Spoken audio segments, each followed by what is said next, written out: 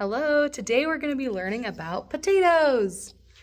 So this is written by Kate Lead, who wrote the letters or the words, and then it was illustrated by Lisa Campbell Ernst, who drew the pictures. So written means they wrote the letters and words. Illustrated is who drew and colored the pictures. Potato, a tale from the Great Depression.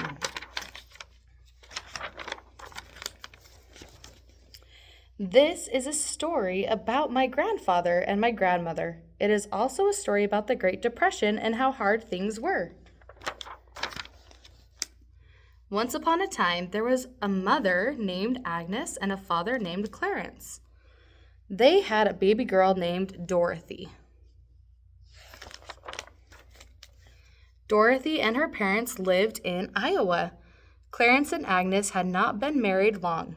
Clarence lost his job, and the bank took away their house. Agnes's father had a job in a coal mine, and Clarence joined him. Then one day the coal mine closed. There were no other jobs available. People took jobs where they could find them. And right here it says unemployed. Oh, well, let me zoom in. Unemployed will do any work. Someone they met told them there were jobs in Idaho picking potatoes. Agnes knew someone who had a car they could borrow. So they borrowed money for gas and left Iowa with Dorothy. So here they go, off to Idaho from the state of Iowa.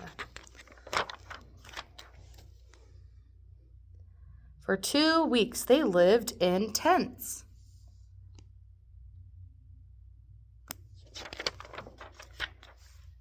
During the day, they picked potatoes.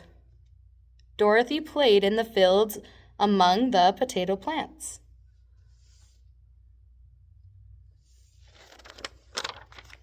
The man who owned the farm said that they, in their own time at night, could go out in the picked over fields and get the leftover potatoes. So they bought used burlap sacks for a penny each. They went out at night and picked potatoes and put them in the sacks. And so these potatoes, they were going to be able to keep. The work only lasted 2 weeks. They picked potatoes for themselves every night. At the end of the 2 weeks, they loaded up Dorothy and the potatoes and headed home. There were potatoes wherever there was room for potatoes. They had them on the dashboard, they had them on the hood, the trunk, and running boards. Dorothy had to sit on the potato sacks.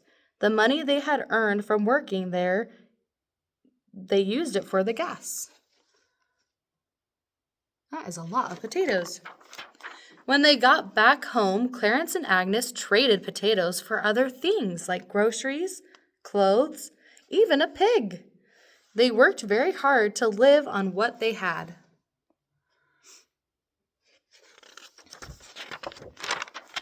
At last, Clarence found a job, and the family moved to Washington, D.C., then to Hawaii.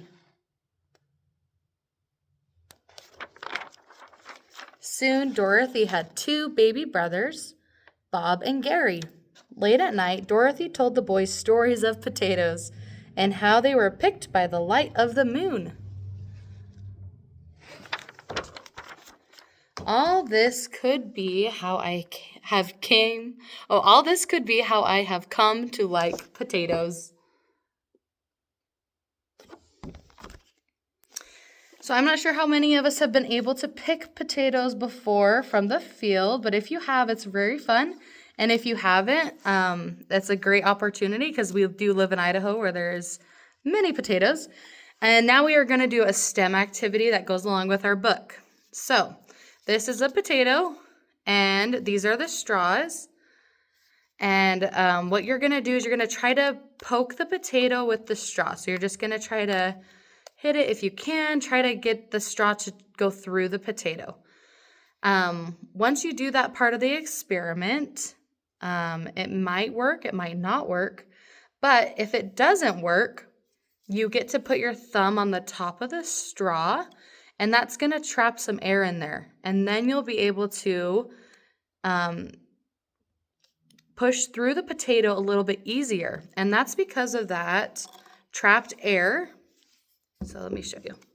So once you put your thumb here and the air has nowhere to go because it can't go through anymore because you're trapping it, it uses that. And then once it hits the potato, it compresses and adds extra energy or strength. And then it's able to push through the potato a lot easier. So that's just a fun activity that you can try if you would like to. And I hope you have a great day. Happy living in Potato Land.